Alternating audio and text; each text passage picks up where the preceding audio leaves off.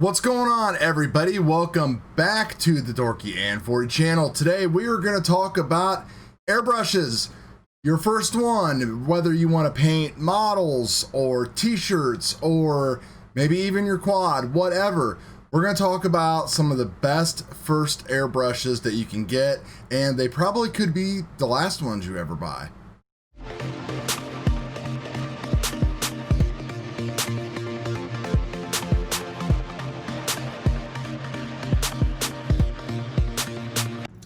So we have an assortment of airbrushes here, very popular beginner airbrushes and something a little bit more advanced. What I want to start with is probably the most accessible airbrush that anybody can get, and this is the Iwata Neo, and it's the Neo CN because they make a different version of this too that is siphon fed, which means you hook a bottle up to the bottom of it instead of putting your paint here in the top cup. Gravity fed airbrushes, I think, are the way to go, especially just to make your life easier. They're easier to clean, they're easier to just take care of. You can see what's going on as far as mixing paints and everything else like this. Now, $60 normal price at Hobby Lobby, but of course you can use a coupon or pick one of these up while they are on sale. This one here I've had in the box. I've got one over here previously that I have used. So we'll open this up and compare it to some of the other ones. Get you a nice little quick start guide and everything, kind of telling you exactly how to get it operated and everything like that. Does not come with a instruction or parts manual, but there's so many videos about these online, including this one here. It's pretty easy to find out what's going on here. So you come with a little tool here, so that way you can take out your nozzle if you want to clean it. Got a smaller size paint cup here if you don't want to make a big mess here. So pretty awesome action. It's amazing what Iwata has done with this, for the price and everything. The cup just pops on and off. Stick your paint inside there, you're all good to go. Unscrew this right here. There is your needle tip, and if we unscrew this part right here, you will see inside is the actual tiny little nozzle right there, and that is what is actually you're going to use this tool for, to take it off when you want to clean it. The whole back end just comes undone here. You undo your little chuck here for your needle, pull your needle out. All these parts right here are going to drop out, which is your trigger and your trigger guide. So be careful if you're doing something like that. But you can see the construction of it is pretty nice. This one is in some newer packaging, so it looks like, and it actually feels like they've made some improvements to it. There's also, I can feel some type of grease or something on there. So they're using that basically to help provide a better seal, since there's no O-ring right there, which can be a good or a bad thing. So the great thing about this airbrush is it's cheap, it's easy to use, and parts are totally accessible. They sell the needles, they sell the nozzles, and they sell a couple other parts there at Hobby Lobby. So if you ever need anything, you can go ahead and get it fixed up or replaced, or pick up a new one. And you know, it's kind of like a disposable item. I don't really see much reason to spend a whole lot more on an airbrush than for something like this. This here is the Badger Patriot 105. Now the good thing about this is it is made by Badger, which is here in the United States, which is pretty cool.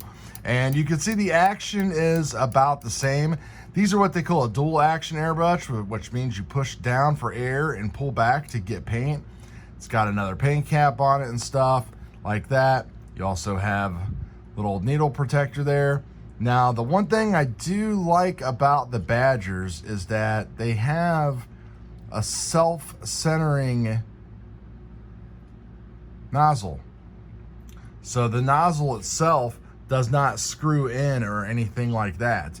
It basically just kind of falls into place, and it's self-centering, so it always creates a good seal, and you do not have to use little nozzle wrenches. which some people like and some people do not. You can see on this one, I also have a quick release on here. So that way I can just pop it on and off of my air hose that's connected to my compressor. This runs about anywhere from $80 to $100, depending upon where and when you get it. Amazon, Hobbytown, a lot of different places like that sell this airbrush.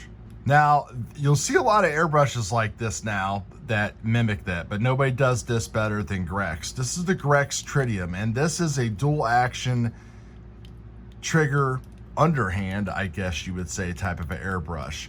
And the great thing about the Grex is that there is like so many different needle sizes that are available for it, from a 0.1, I believe, all the way like to a 0.7. So this thing is almost like a spray gun. So you can really spray thick stuff if you've got the air pressure behind it.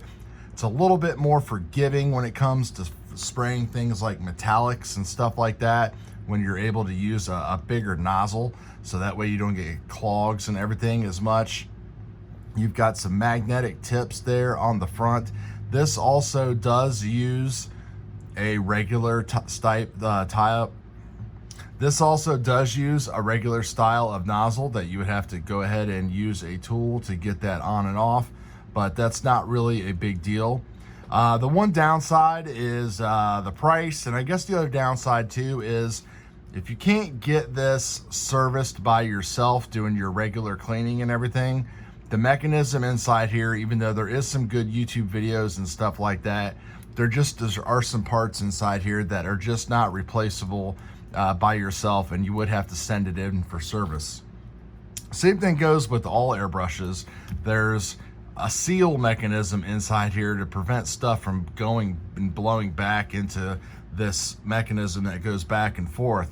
So I've actually had to send this in to Badger a couple times, and all you do basically is just send them the airbrush and like a check for like return shipping. So you pay shipping to and from, but they fix it, clean it, and everything else like that.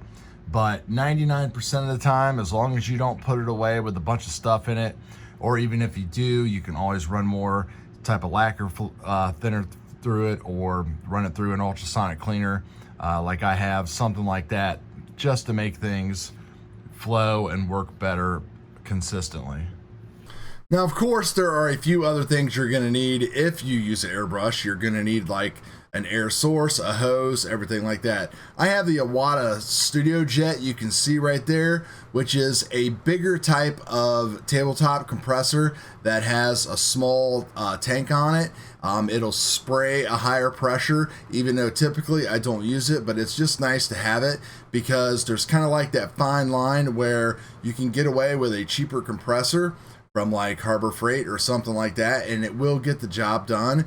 But if you get in a situation where you're spraying something that's a little bit thicker, like you're experimenting with hobby paint, which seems like a lot of people are right now because it's really hard to find, or if you're spraying something like a metallic that has like a little bit more of a flake in it, you just can't get that pressure behind it, so you're gonna have to like thin it a little bit more, and then you're running a risk of like runs and paint spiders and splatters and everything else like that. So we could talk about compressors or something in another video. We could do some spraying and everything like that. I'll have more modeling videos coming out here on the channel if you want to take a look at them. Till then, thanks a lot for stopping by, and we will talk to you later.